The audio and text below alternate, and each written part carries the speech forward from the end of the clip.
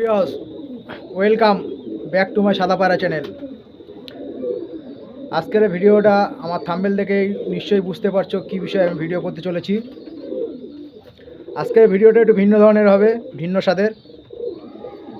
আজকের ভিডিওতে যারা নূতন, এই পায়রার জগতে নূতন, সবাই পায়রাকে ভালোবাসি আমরা, কিন্তু রেসিং পায়রা অর্থাৎ যে পায়রা হাই ফ্লাওয়ার রেস করে সেই সব পায়রাগুলো কীভাবে আমরা জোড়া দেবো সেটা অনেকেই সঠিকভাবে জানি না। যারা নূতন তারা তো মোটেই কিছু অনেকেই জানে না, তাই আমার ভিডিওটা দেখার অনুরোধ রইল। পুরোটা ভিডিওতে আমি পুরোপুরি বুঝিয়ে দেবো কীভাবে একটা পায়রাকে এনেছে নর মাদাকে জোড়া বসালে একটা সুন্দর জেনারেশনের সুন্দর একটা বাচ্চা আমরা তার থেকে পেতে পারি, সেই বাচ্চাটা ভালো ফ্লাইং করবে, সেই সব বিষয়টা আমার ভিডিওতে পরিষ্কারভাবে বলা হবে। এছাড়া আরও অনেক ওস্তাদের অনেক রকম ভিডিও আছে এই বিষয়ে, কিন্তু আমার ভিডিওটা একটু ভিন্ন ধরনের হবে। সোদা ভাষায় যেটা বলা যায়, যারা নূতন, যারা পায়রার জগতে পুরো নূতন, তারা কিভাবে দুটো পায়রাকে, একটা নর একটা মাদাকে জোড়া বসাবে, সেই বিষয়টাই আজকের ভিডিওতে থাকবে। ভাই একটু ক্যামেরাটা ধর। আমি প্রথমে একটা নর পায়রাকে বার করছি।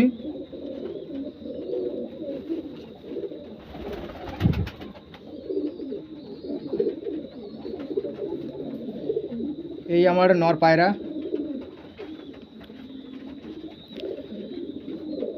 একটা নর একটা মাদাকে জোড়া বসাতে গেলে প্রথম অনেক কিছু বিষয় খেয়াল করতে হয়, তার মধ্যে কিছু কিছু বিষয় আমি এখানে বলবো।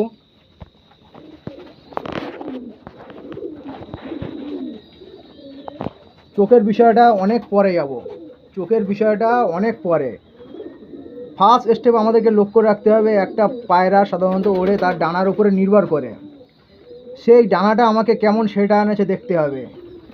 এবং যে দুটো পায়রাকে আমি পিয়ার বাঁধবো, সেই বাচ্চা, তাদের থেকে একটা বাচ্চা বার হবে, সেই বাচ্চাটা কেমন আমাকে দেখতে হবে, কেমন হবে।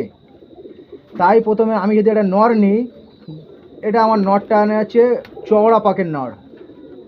চওড়া পাকের যদি নর হয় তাহলে মাদা নেব সরু পাকের, মাদাটা নেব সরু পাকের। এবং যদি নটটা যদি হালকা এই যে ছুরি টাইপের, যেটা নাইফ ছুরি টাইপের হলে মাদাটা নেব সোদা তীর পাকের মাদা। যে পাকটা হবে, যে ডানাটা হবে, এটা সোদা স্ট্রেট থাকবে। এছাড়া আমার নরের বিষয় খেয়াল রাখতে হবে, নরের এই যে উপরের পল্লবগুলো, সেগুলো যেন গায়ে সেঁটে থাকে, তাহলে যে বাচ্চাটা বার হবে তারও মোটামুটি অনেকক্ষণ ওড়ার ক্ষমতা রাখবে। তারপরের বিষয় হলো তার লেজ। আমরা যদি নরের লেজটা এরকম খোলা থাকে, এরকম যদি খোলা হয়, মাদার লেজ নেব এরকম বন্ধ, মাদার লেজ নেব বন্ধ। নরের যদি এরকম খোলা হয়, মাদার পুরো বন্ধ নেব।